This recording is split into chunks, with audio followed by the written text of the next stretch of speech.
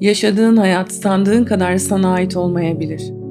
Günlerin geçiyor, kararlar alıyorsun, nefes alıyorsun. Ama durup şunu sordun mu hiç kendine?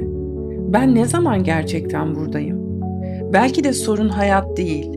Belki de sorun zihninin hiç susmaması. Yaşam her an yeniden yazılan bir süreç. Ancak insanlar neredeyse bu süreci hiç yaşamıyor. Zihnin hızına teslim oluyor. Zihin hiç durmadan konuşur ve insan bu konuşmanın içinde sürüklenir. Ben de uzun süre böyle yaşadım. Düşünerek, planlayarak, kontrol etmeye çalışarak ama bir şey hep eksikti. Zihin sustuğunda, otomatik yapı dağıldığında bambaşka bir şey olur. Yaşamın zorlanarak kurulmadığını fark edersin. Planlayarak ortaya çıkmadığını. Kendiliğinden belirir. Yaşam çizgisel değildir. Yaşam sadece şimdide olur. Eckhart Tolle'ün şimdinin gücü dediği yer burası. Gerçek güç yalnızca şimdidedir. Ve burada kritik bir şey var. Her nefes bir döngüyü tamamlar. Sadece oksijen almazsın. Bir hali kapatır, başka bir hali açarsın. Bunu fark etmeden de yapabilirsin, fark ederek de. Ama aradaki fark şudur. Kim yönetiyor? Evreni ve kendini anlamak için galaksilere bakman gerekmiyor. Tek bir atoma bakman yeter. Atomun büyük bir kısmı boşluktur. Bir şeye dokunduğunu zannedersin ama olan şey elektronların başka elektronları itmesidir. Temas yoktur. Karşılaşma vardır. Bu yüzden hiçbir şeye gerçekten değmezsin. Alanlar birbirine yaklaşır. Koskoca evrendeki tüm boşlukları çıkarsan avucunun içinde küçücük bir cisim kalır. Buradaki en önemli nokta katı sandığın her şeyin aslında bir oluş hali olduğudur. Zihin hızlandıkça seni yok eder. Kaygı, korku bitmeyen senaryolar üretir.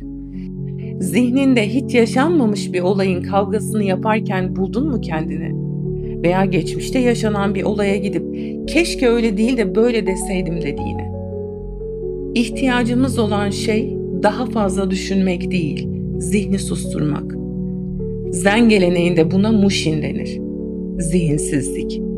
En berrak farkındalık halidir. Meditasyon bu yüzden yapılır. Amaç bir şeyi elde etmek değildir. Döngüyü yavaşlatmaktır. Varoluş başlı başına bir sistemdir. Dışarıdan yönetilmez. Kendi kendini her an ortaya koyar. Her an doğurur. Tanrı'yı olup bitenden ayrı bir yerde düşünemezsin. Varoluş da ondan ayrı değildir. Tanrı olmuş bir şey değildir. Her an olmakta olandır.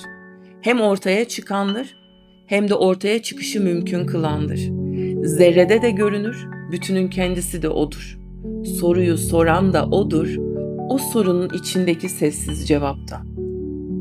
Aydınlanma kelimesi insana bir başarı hikayesi gibi anlatıldı. Ulaşılacak bir seviye, özel bir hal gibi. Ego bunu çok sever. Aydınlanma bir şey olmak değil, varlıkla aranda mesafe olmadığını fark etmektir. Yalnızca doğal olan görünür ve ayrılık fikri orada çözülür. Düşüncelerini susturduğunda bir akışa girersin. Bunlar ilk etapta çok kısa sürebilir. Gelen düşünceleri dışarıdan biri gibi izlemeye başladığında, onları baskılamadığında bu süreler zamanla artar. Bunun için her gün meditasyona oturmak önemlidir.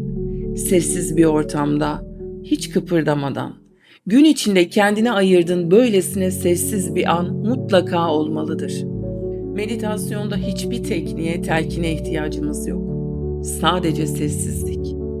Bir yerden sonra sistem otomatikleşir. Bir huzur kaplar.